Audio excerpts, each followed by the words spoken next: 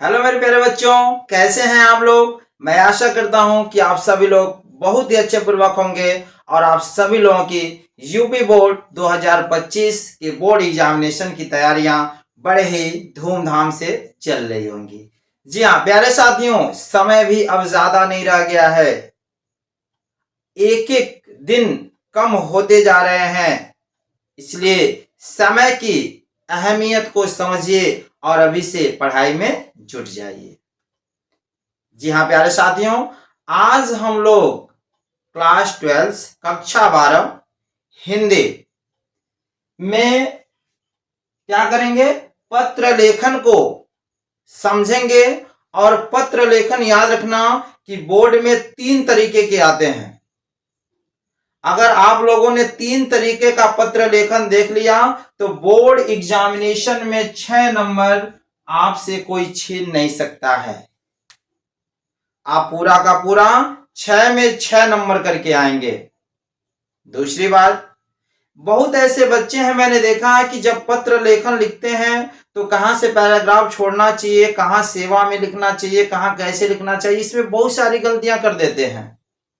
लेकिन अगर आपने आज का यह वीडियो देखा तो आप गलती नहीं करके आओगे, पूरा का पूरा मार्क्स आपको मिलेगा। प्यारे साथियों, शुरू से अंत तक हमारे इस वीडियो पर बने रहिएगा। जी हाँ, अगर आपको यह पसंद आ जाए तो मेरे चैनल को लाइक, सब्सक्राइब एंड शेयर करना बिल्कुल मत भूलिएगा। प्यारे साथियों, ये देखिए 3 प्रकार के क्वेश्चन पूछे जाते हैं और पहला क्वेश्चन पत्र लेखन का पहला तरीका मैं आपको बताने जा रहा हूं, बाकी 2 अगले टर्न में बताऊंगा। तो 6 नंबर फिक्स करिए। देखिए क्या है, किसी बैंक के प्रबंधक को कोई व्यवसाय करने हेतु ऋण प्राप्ति के लिए एक आवेदन पत्र लिखें। एक तो इस तरीके का आएगा।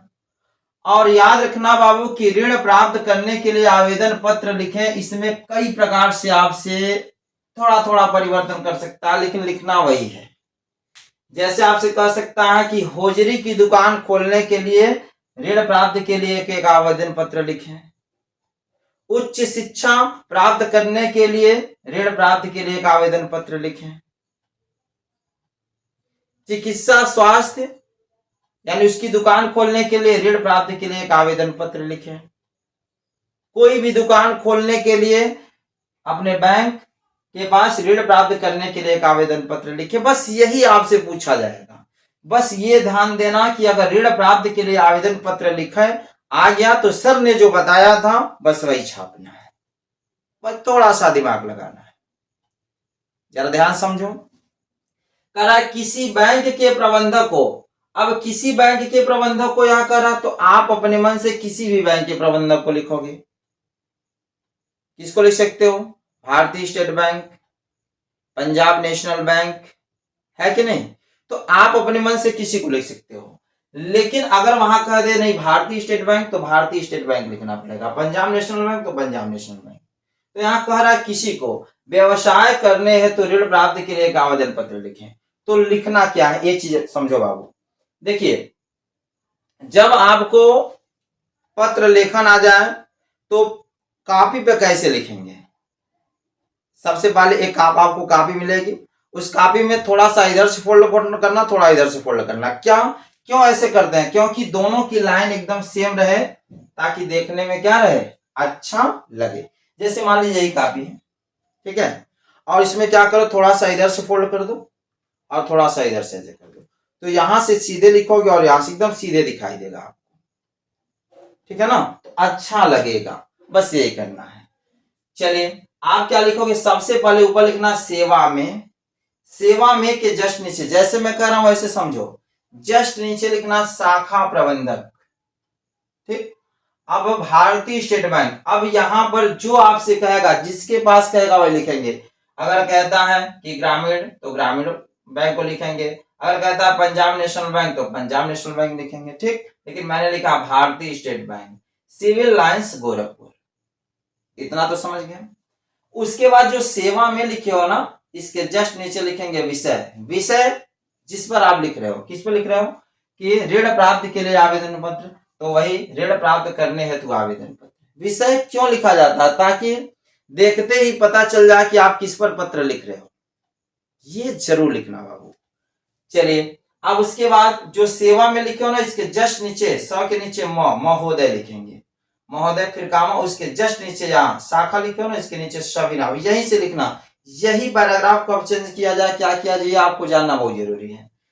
लिखेंगे सविनय निवेदन है कि मैंने 2017 में गोरखपुर विश्वविद्यालय से बीए प्रथम श्रेणी में उत्तीर्ण की है ना।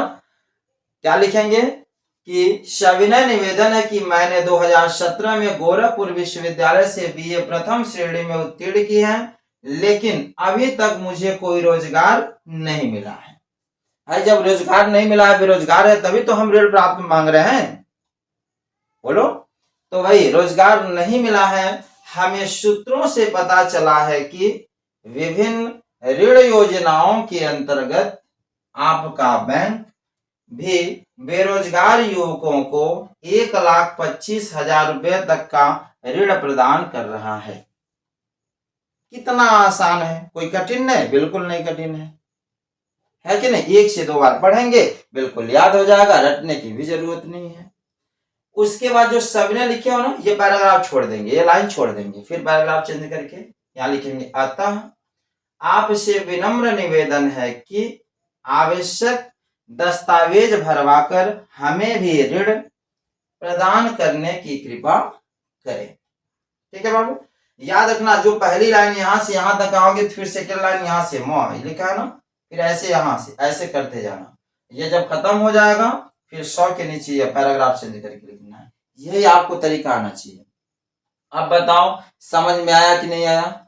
कोई कठिन है? बिल्कुल नहीं कठिन है। इससे आसान क्या हो सकता है? आप कह रहे हो कि 2017 में मैंने गोरखपुर विश्वविद्यालय से बीए पास किया, लेकिन फिर भी इस समय भी मैं क्या हूँ, बेरोजगार हूँ। आप बता रहे हो कि मुझे किसी के माध्यम से पता चला है कि आपका बैंक जो है 1,25,000 का लोन दे रहा है, तो मुझे भी आवश्यकता है, तो मुझे भी चाहिए। बस यही तो लिखना है, बना के लिखना बाबू, कहीं किसी प्रकार की कोई दिक्कत नहीं है। अब यहाँ नीचे हेडिंग डालेंगे दिनांक, यहाँ दिनांक लिखना, और दिनांक जो भी आप डेट लिख रहे हो, जैसे 13 सितंबर आज है, 13 सितंबर 2024। और यहाँ प्रार्थी, प्रार्थी लिखने के बाद क ख ग नाम लिखने की जरूरत नहीं है। ठीक है, कोई नाम लिखने की जरूरत नहीं है। सुरेश, महेश, सुनीता, अनीता, कुछ लिखने की जरूरत नहीं है। प्रार्थी लिखने के बाद क ख ग लिखेंगे और नीचे जिले का नाम, जैसे गोरखपुर। तो प्यारे साथियों, आई होप आप सभी लोगों को पत्र लेखन बहुत ही अच्छे से जरूर समझ में आया होगा। अगर समझ में आया है तो लाइक जरूर करिए, शेयर जरूर करिए। ऐसे ही 2 पत्र लेखन और तैयार करना है, मैं आप लोगों के लिए लेके आऊंगा। इसके लिए थोड़ी सी आप लोगों की भी जिम्मेदारी बनती है कि इसे अधिक से अधिक लोगों में शेयर करें, लाइक कराएं, सब्सक्राइब करें। प्यारे साथियों, ऐसे ही अन्य वीडियो देखने के लिए हमारे चैनल को लाइक, सब्सक्राइब और शेयर जरूर करें। मिलते हैं अगली कड़ी में अगली वीडियो के साथ, तब तक के लिए धन्यवाद।